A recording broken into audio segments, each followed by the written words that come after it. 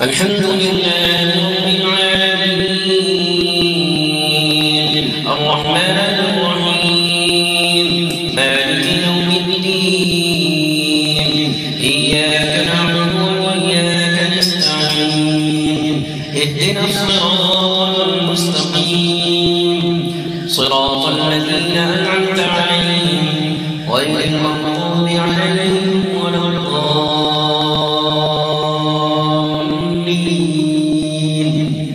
آمين.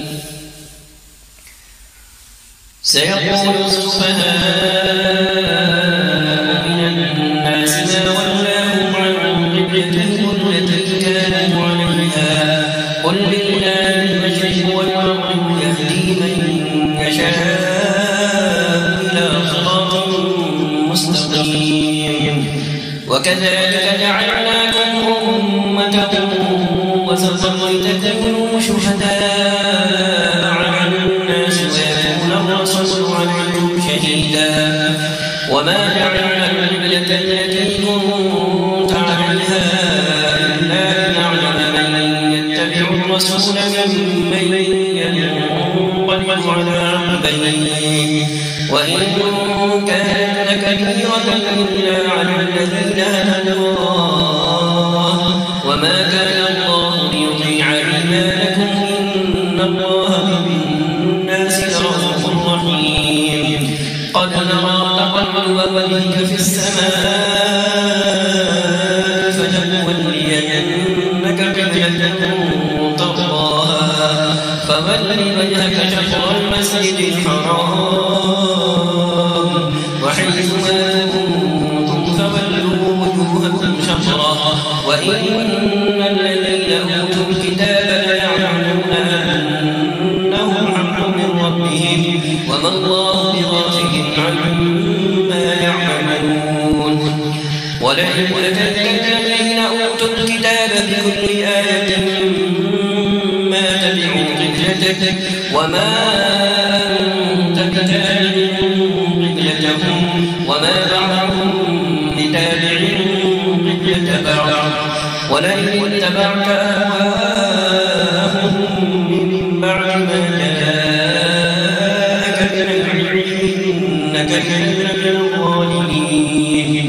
الذين آتيناهم الكتاب يعرفونه كما يعرفون أبناءهم وإن فريقا منهم ليكتمون الحق وهم يعلمون الحق من ربك فلا تكونن من الممتدين ولكل وجهة هو موليها فاستبقوا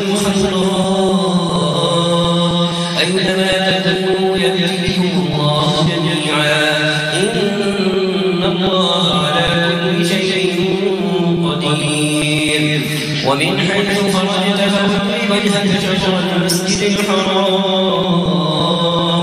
وإنه للحق من ربك وما الله بغافل عما تعملون ومن حيث خرجت فول وجهك شطر المسجد الحرام وحيث ما كنتم فولوا وجوهكم شطره لئلا يكون للناس عليكم حجة إلا الذين ظلموا منهم فلا تخشوهم واخشوني ولأتم نعمتي عليكم ولعلكم تهتدون كما أرسلنا فيكم رسولا منكم يتلو عليكم آياتنا ويزكيكم ويعلمكم الكتاب والحكمة ويعلمكم ما لم تكونوا تعلمون فاذكروني أذكركم واشكروني ولا تكفرون يا أيها الذين آمنوا استعينوا بالصبر والصلاة إن الله مع الصابرين يا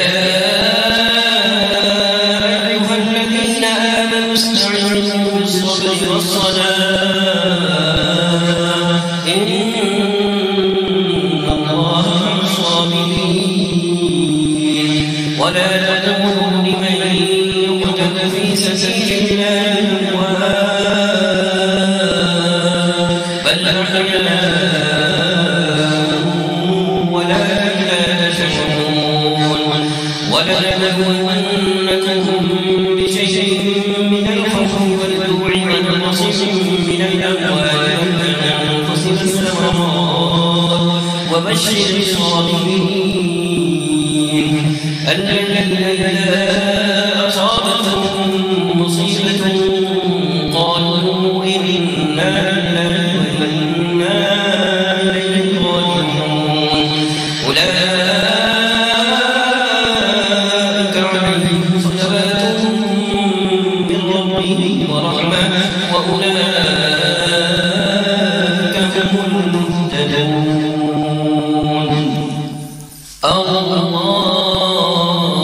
أكبر. الحمد لله رب العالمين الرحمن الرحيم مالك يوم الدين إياك نعبد وإياك نستعين اهدنا الصراط المستقيم صراط الذين أنعمت عليهم غير المغضوب عليهم ولا الضالين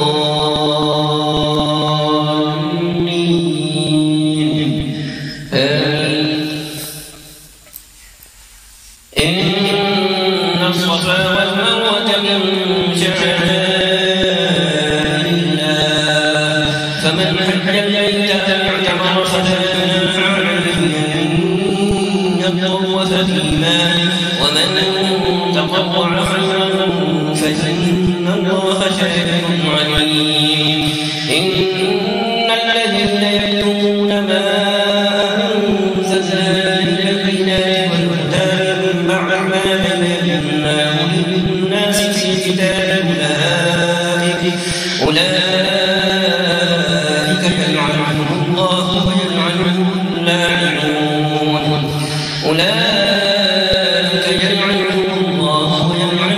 اللاعنون إلا الذين تابوا وأصلحوا وبينوا فأولئك أتوب عليهم وأنا التواب الرحيم. إن الذين كفروا وماتوا وهم كفار أولئك عليهم لعنة الله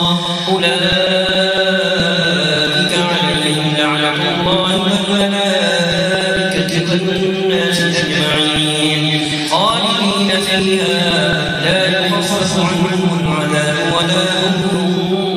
ينظرون. وإلهكم إله واحد لا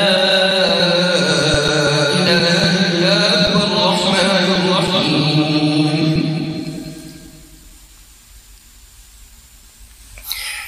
وإلهكم إله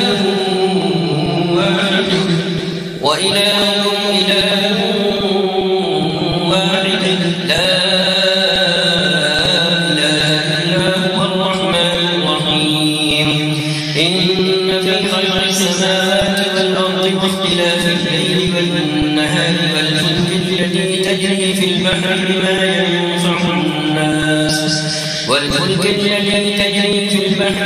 ينفع الناس وما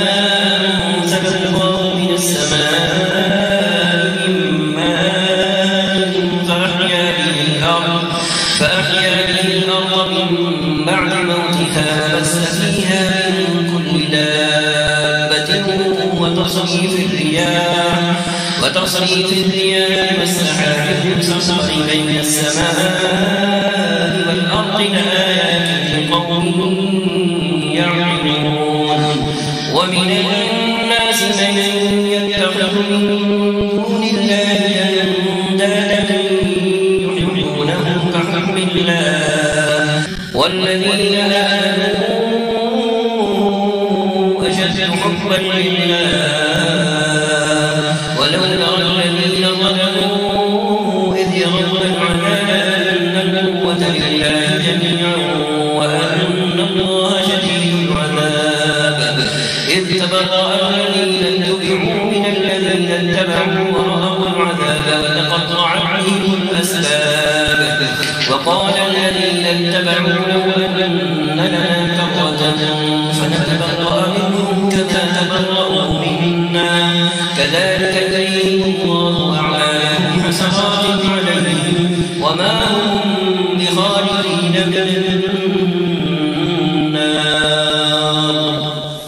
الله أكبر.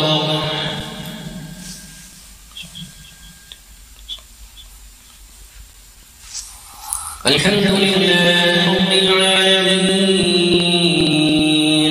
الرحمن الرحيم مالك يوم الدين إياك نعبد وإياك نستعين اهدنا الصراط المستقيم صراط الذين أنعمت عليهم غير المغضوب عليهم ولا الضالين آمين.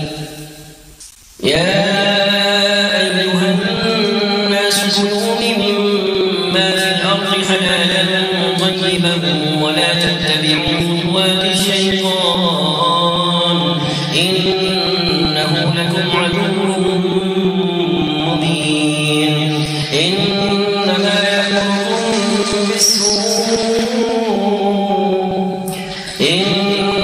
يأمركم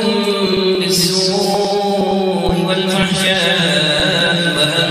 تقولوا على الله ما لا تعلمون وإذا قيل لهم اتبعوا ما أنزل الله قالوا بل نتبع ما ألفينا عليه آباءنا أولو كان آباؤهم لا يعقلون شيئا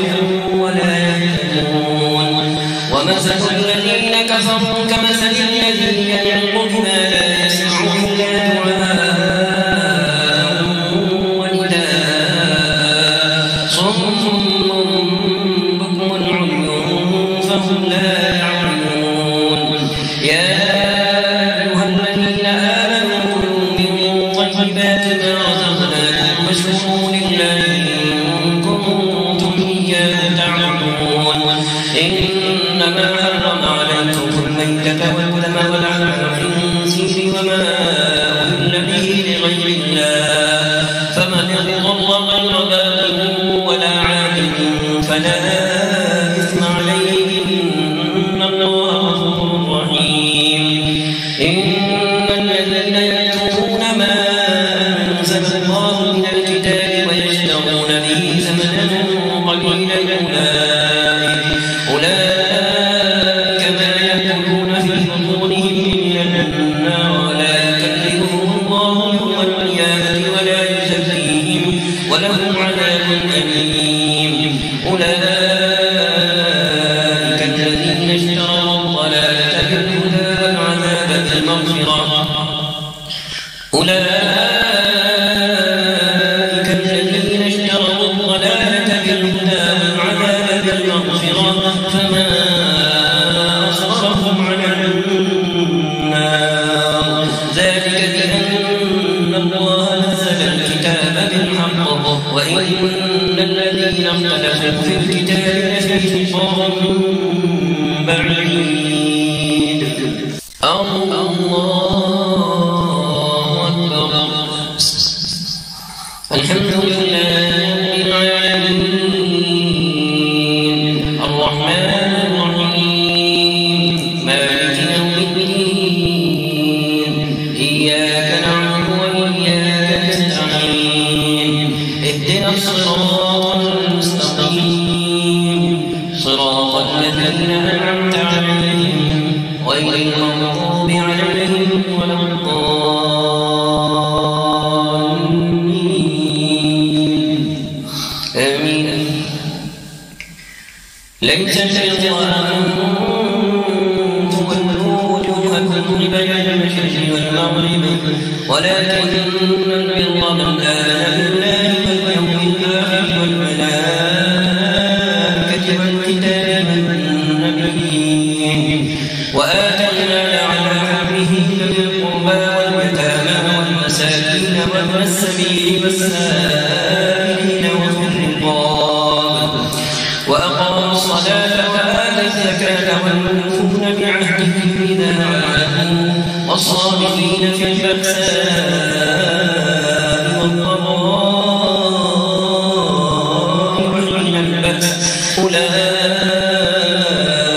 الذين صدقوا وأولئك هم المتقون. الله أكبر.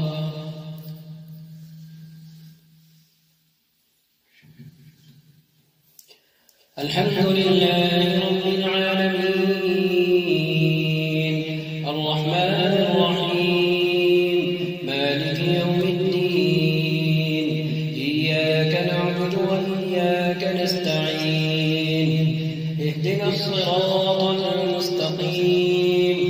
صراط الذين أنعمت عليهم غير المغضوب عليهم ولا الضالين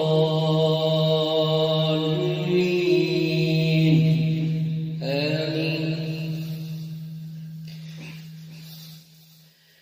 يا أيها الذين آمنوا كتب عليكم القصاص في القتلى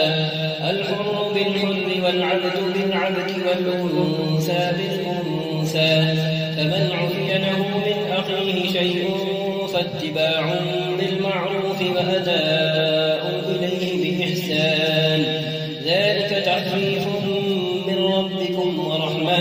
فمن اعتدى بعد ذلك فله عذاب أليم. ولكم في القصاص حياة يا أولي الألباب لعلكم تتقون. كتب عليكم إذا حضر أحدكم الموت إن ترك خيرا الوصية للوالدين والأقربين بالمعروف حقا على المتقين فمن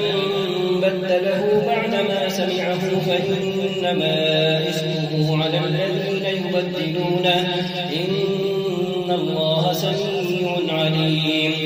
فمن خاف من موص جنفا أو إثما فأصلح بينهم فلا إثم عليه إن الله غفور رحيم. يا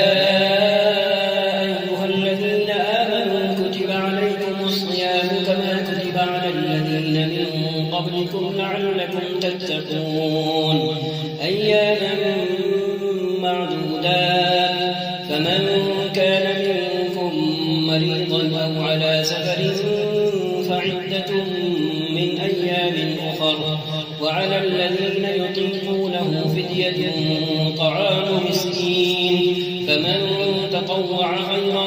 فهو خير له وأن تصوموا خير لكم إن كنتم تعلمون. شهر رمضان الذي أنزل فيه القرآن هدى للناس وبينات من الهدى والفرقان فمن شهد منكم الشهر فليصم ومن كان مريضا أو على سفر فعدة من أيام أخر يريد الله بكم اليسر ولا يريد بكم العسر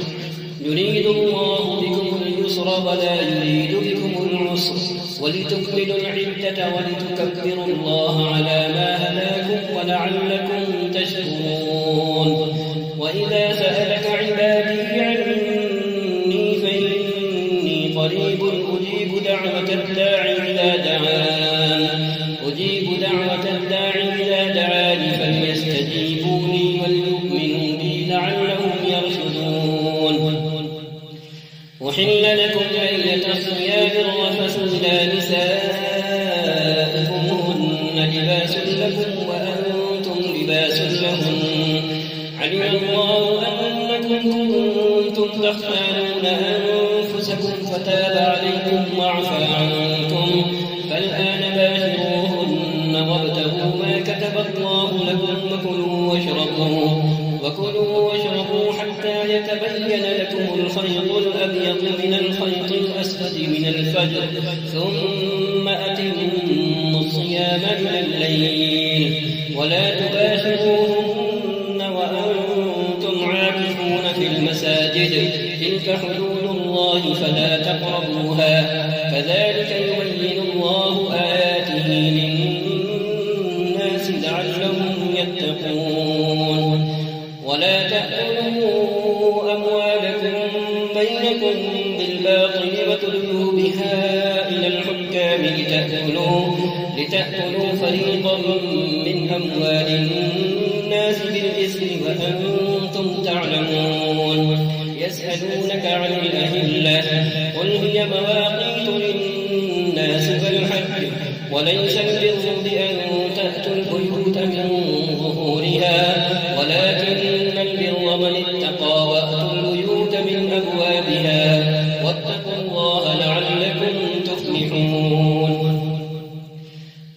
وقاتلوا في سبيل الله الذين يقاتلونكم ولا تعتدوا إن الله لا يحب المعتدين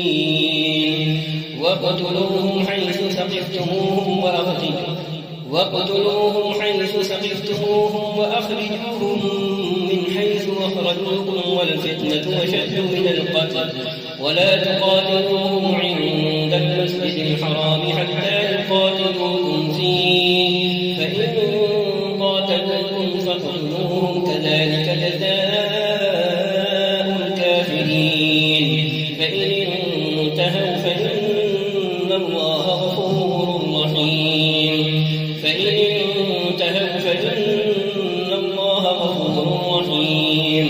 وقاتلوهم حتى لا تكون فتنة ويكون الدين لله فإن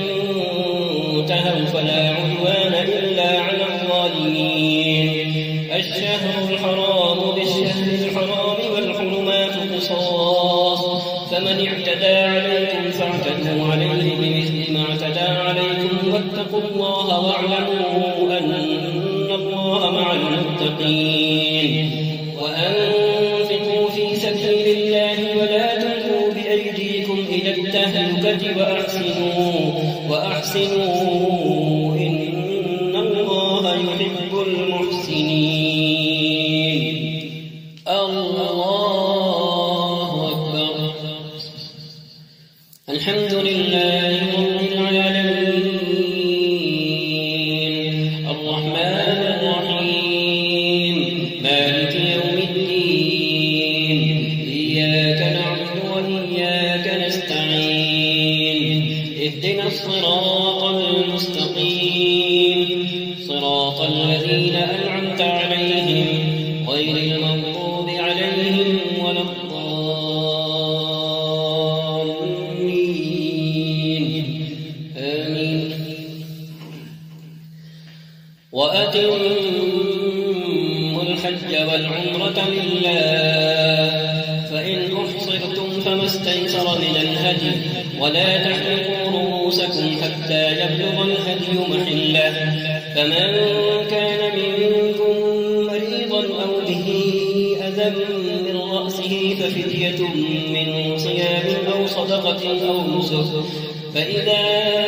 أمنتم فمن تمتع بالعمرة إلى الحج فما استيسر من الهدي فمن لم يجد فصيام 3 أيام في الحج و7 إذا رجعتم تلك 10 كاملة ذلك لمن لم يكن أهله حاضر المسجد الحرام واتقوا الله واعلموا أن الله شديد العقاب الحج أشهر معلومات فمن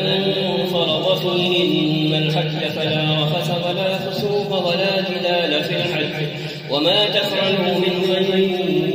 يعلمه الله وتزودوا فإن خير الزاد التقوى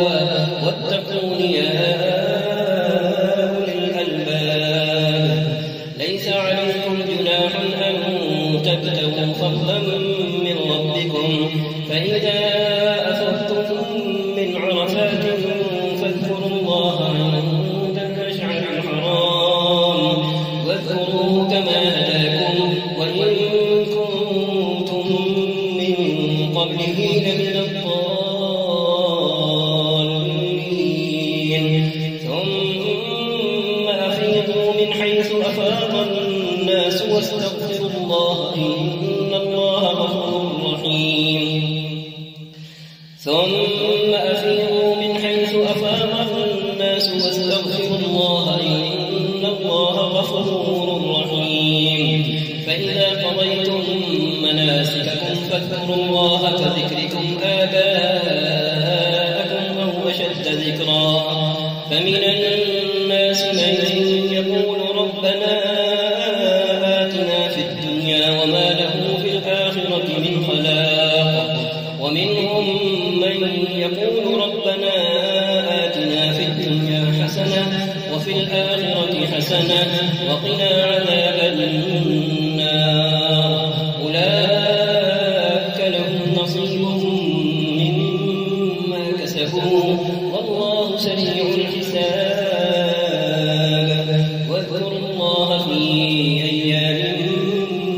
معدودات فمن تعجل في يومين فلا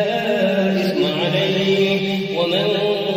تأخر فلا إثم عليه لمن اتقى واتقوا الله واعلموا أنكم إليه تحشرون ومن الناس من يعجبك قوله في الحياة الدنيا ويشهد الله على ما في قلبه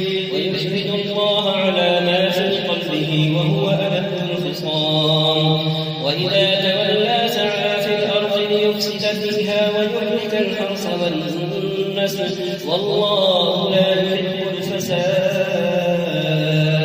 وإذا قيل له اتق الله أخذته العزة بالإثم فحسبه جهنم ولبئس المهاد ومن الناس من يشري نفسه ابتغاء مرضات الله والله رؤوف بالعباد يا أيها الذين آمنوا ادخلوا في السلم كافة ولا تتبعوا خطوات الشيطان إنه لكم عدو مبين فإن زللتم من بعد ما جاءتكم البينات فاعلموا أن الله عزيز حكيم هل ينظرون إلا أن يأتيهم الله في ظلل من الغمام والملائكة وقضي الأمر وإلى الله ترجع الأمور الله أكبر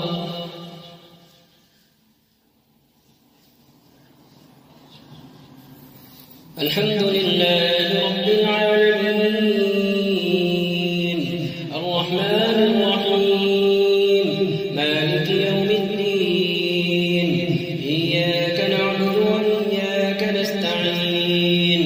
اهدنا الصراط المستقيم صراط الذين أنعمت عليهم غير المغضوب عليهم ولا الضالين آمين سل بني إسرائيل كم آتيناهم من آية بينة ومن يبدل نعمة الله من بعد ما جاءته فإن الله شديد العقاب زين للذين كفروا الحياة الدنيا ويسخرون من الذين آمنوا والذين اتقوا فوقهم يوم القيامة والله يرزق من يشاء بغير حساب كان الناس أمة واحدة فبعث الله النبيين مبشرين ومنذرين وأنزل معهم الكتاب بالحق ليحكم بين الناس فيما اختلفوا فيه وما اختلف فيه إلا الذين أوتوه من بعد ما جاءتهم البينات بغيا بينهم فهدى الله الذين آمنوا لما اختلفوا فيه من الحق بإذنه والله يهدي من يشاء إلى صراط مستقيم أم حسبتم أن تدخلوا الجنة ولما يأتكم مثل الذين خلوا من قبلكم مستهم البأساء والضراء وزلزلوا حتى يقول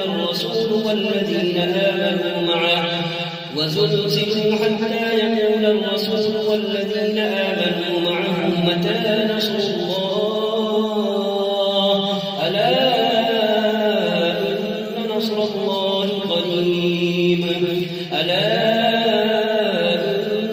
نصر الله قريب يسألونك ماذا ينفقون قل ما أنفقتم من خير فللوالدين والأقربين واليتامى والمساكين وابن السبيل وما تفعلوا من خير فإن الله به عليم كتب عليكم القتال وهو كره لكم وعسى لكم وعسى أن تحبوا شيئا وهو شر لكم والله يعلم وأنتم لا تعلمون والله يعلم وأنتم لا تعلمون يسألونك عن الشهر الحرام قتال فيه قل قتال فيه كبير وصد عن سبيل الله وكفر به والمسجد الحرام وإخراج أهله منه أكبر عند الله والفتنة أكبر من القتل ولا يزالون يقاتلونكم حتى يردوكم عن دينكم إن استطاعوا ومن يرتد منكم عن دينه فيمت وهو كافر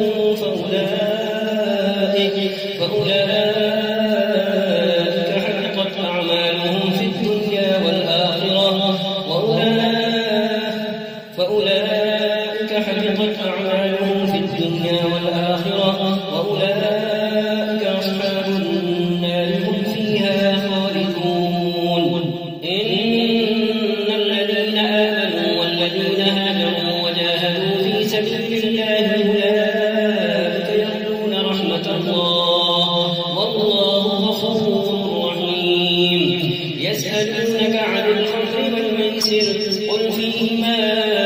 إثم كبير ومنافع للناس وإثمهما أكبر من نفعهما ويسألونك ماذا ينفقون قل العفو كذلك يبين الله لكم الآيات لعلكم تتفكرون في الدنيا والآخرة ويسألونك عن اليتامى قل إصلاح لهم خير وإن تخالطوهم فإخوانكم والله يعلم المفسد من المصلح ولو شاء الله لأعنتكم إن الله عزيز حكيم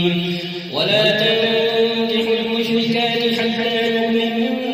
ولأمة مؤمنة خير من مشركة ولو أعجبتكم ولا تنكحوا المشركين حتى يؤمنوا ولعبد مؤمن خير من مشرك ولو أعجبكم أولئك يدعون إلى النار والله يدعو إلى الجنة والمغفرة بإذنه ويبين آياته للناس لعلهم يتذكرون الله أكبر الحمد لله رب العالمين الرحمن الرحيم مالك يوم الدين إياك نعبد وإياك نستعين اهدنا الصراط المستقيم صراط الذين أنعمت عليهم غير المغضوب عليهم ولا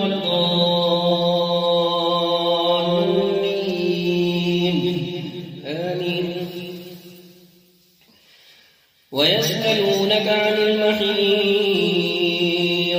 قل هو أذى فاعتزلوا النساء في المحيض ولا تقربوهن حتى يطهرن فإذا تطهرن فأتوهن من حيث أمركم الله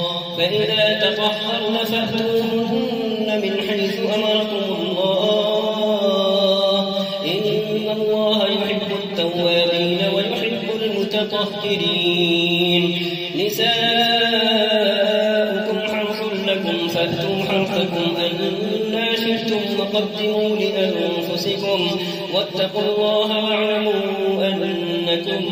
ملاقوه وبشر المؤمنين ولا تجعلوا الله عرضة لأيمانكم أن تبروا وتتقوا وتصلحوا بين الناس والله سميع عليم لا يؤاخذكم الله باللغو في أيمانكم ولكن يؤاخذكم بما كسبت قلوبكم والله غفور حليم للذين يؤلون من نسائهم تربص 4 أشهر فإن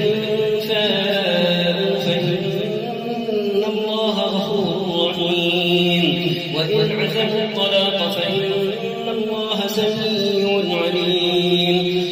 والمطلقات يتربصن بأنفسهن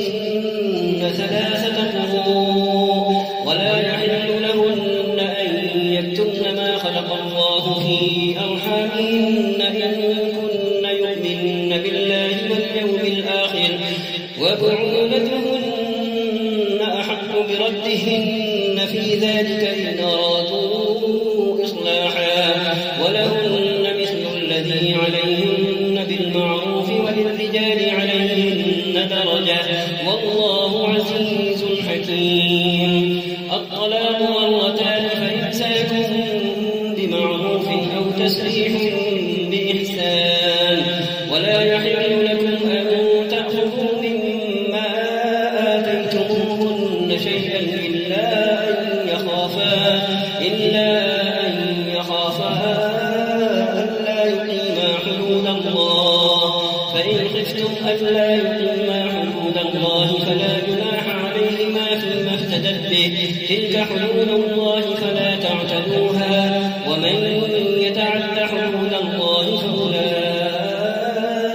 هم الظالمون. فإن طلقها فلا تحل له من بعد حتى تنكح زوجا غيره فإن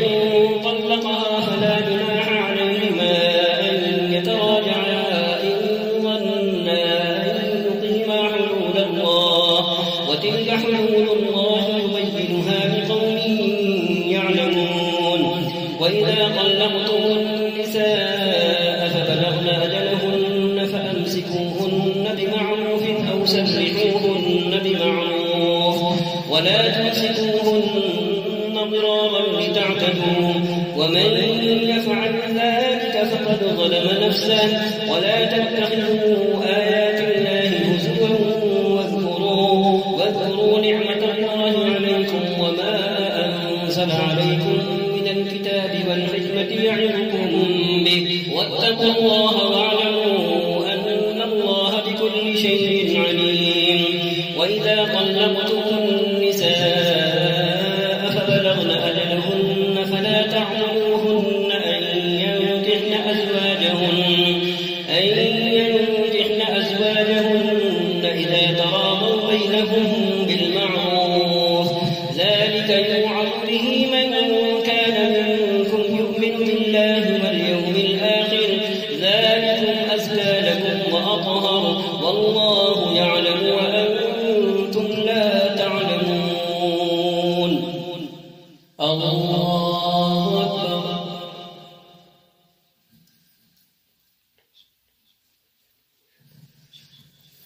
الحمد لله رب العالمين الرحمن الرحيم مالك يوم الدين إياك نعبد وإياك نستعين اهدنا الصراط المستقيم صراط الذين أنعمت عليهم غير المغضوب عليهم ولا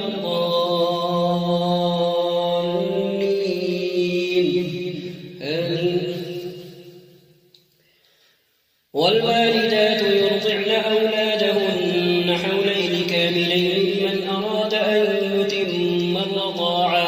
وعلى المولود له رزقهن وكسوتهن بالمعروف لا تكلف نفس إلا وسعها لا تضار والدة بولدها ولا مولود له بولده وعلى الوارث مثل ذلك فإن أرادا فصالا عن تراض منهما وتشاور فلا جناح عليهما وإن أردتم أن تسترضعوا أولادكم فلا جناح عليكم إذا سلمتم ما آتيتم بالمعروف واتقوا الله واعلموا أن الله بما تعملون بصير. والذين يتوفون منكم ويذرون أزواجا يتربصن بأنفسهن 4 أشهر وعشرا فإذا بلغن أجلهن فلا جناح عليكم فيما فعلن في أنفسهن بالمعروف والله بما تعملون خبير. ولا جناح عليكم فيما طلقت النساء أو أكننتم في أنفسكم علم الله أنكم ستذكرونهن ولكن لا تواعدوهن سرا إلا أن تقولوا قولا معروفا ولا تعزموا عقدة النكاح حتى يبلغ الكتاب أجله واعلموا أن الله يعلم ما في أنفسكم فاحذروه واعلموا أن الله غفور حليم. لا جناح عليكم إن طلقتم النساء ما لم تمسوهن أو تفرضوا لهن فريضة ومتعوهن على الموسع قدره وعلى المقتر قدره متاعا بالمعروف حقا على المحسنين. وإن طلقتموهن من قبل أن تمسوهن وقد فرضتم لهن فريضة فنصف ما فرضتم إلا أن يعفون أو يعفو الذي بيده عقدة النكاح وأن تعفوا أقرب للتقوى ولا تنسوا الفضل بينكم إن الله بما تعملون بصير. حافظوا على الصلوات والصلاة الوسطى وقوموا لله قانتين. فإن خفتم فرجالا أو ركبانا فإذا أمنتم فاذكروا الله كما علمكم ما لم تكونوا تعلمون. والذين يتوفون منكم ويذرون أزواجا وصية لأزواجهم متاعا إلى الحول غير إخراج فإن خرجن فلا جناح عليكم فيما فعلن في أنفسهن من معروف والله عزيز حكيم. وللمطلقات متاع بالمعروف حقا على المتقين. كذلك يبين الله لكم آياته لعلكم تعقلون. الله أكبر. الحمد لله رب العالمين الرحمن الرحيم مالك يوم الدين إياك نعبد وإياك نستعين اهدنا الصراط المستقيم صراط الذين أنعمت عليهم غير المغضوب عليهم ولا الضالين.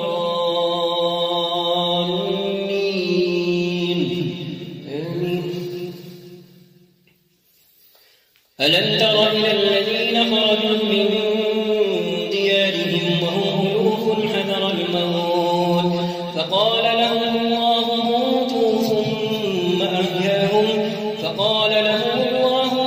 ثم أحياهم إن الله لذو فضل على الناس ولكن أكثر الناس لا يشكرون. وقاتلوا في سبيل الله واعلموا أن الله سميع عليم. من ذا الذي يقرض الله قرضا حسنا فيضاعفه له أضعافا كثيرة والله يقبض ويبسط وإليه ترجعون. ألم تر إلى الملأ من بني إسرائيل من بعد موسى إذ قالوا لنبي لهم ابعث لنا ملكا نقاتل في سبيل الله قال هل عسيتم إن كتب عليكم القتال ألا تقاتلوا قالوا وما لنا ألا نقاتل في سبيل الله وقد أخرجنا من ديارنا وأبنائنا فلما كتب عليهم القتال تولوا إلا قليلا منهم والله عليم بالظالمين. وقال لهم نبيهم إن الله قد بعث لكم طالوت ملكا قالوا أنى يكون له الملك علينا ونحن أحق بالملك منه ولم يؤت سعة من المال قال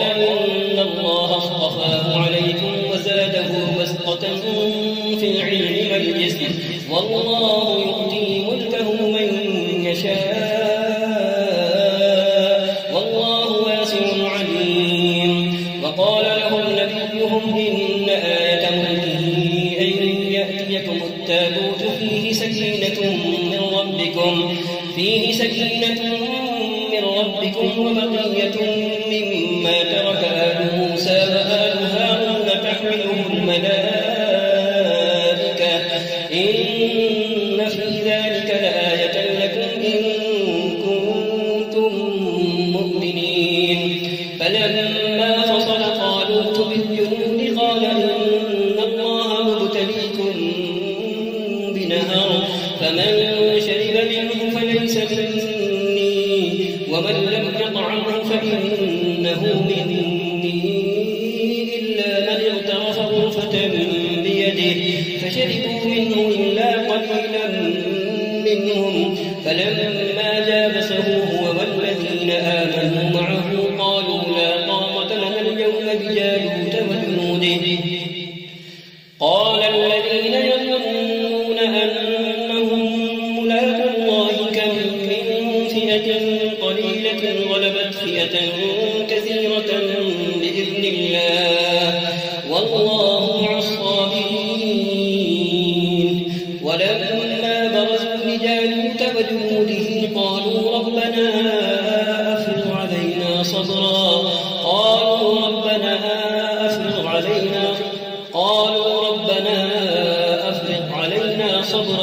وثبت أقدامنا وانصرنا على القوم الكافرين فهزموهم بإذن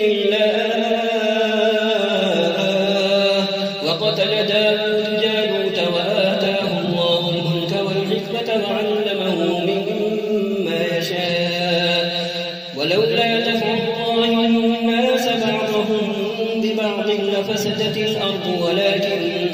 الله ذو فضل على العالمين تلك آيات الله نتلوها عليك بالحق وإنك لمن المرسلين الله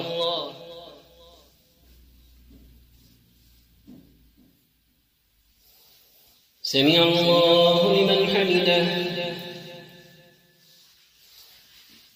الله أكبر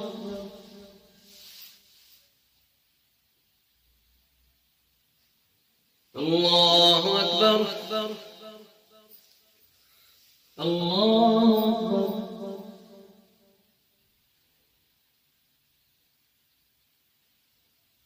الله أكبر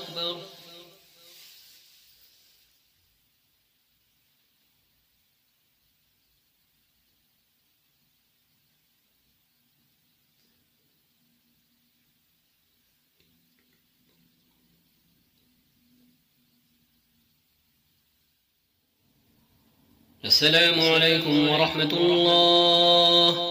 السلام عليكم ورحمة الله.